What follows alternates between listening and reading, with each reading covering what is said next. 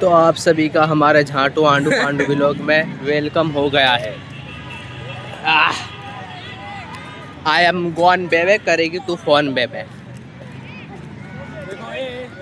एक ये खत्म, मेरा चश्मे का काम खत्म। देखिए खूब मस्त है।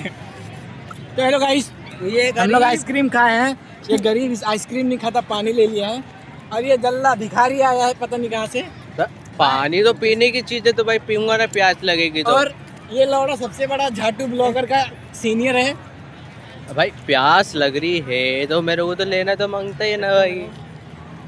ये देखो क्या तो भिखारी लौड़े ढक्कन जैसी बातें कर रहा तू इधर। मनी ड्राइव पे अकेला ही तू, समझा क्या?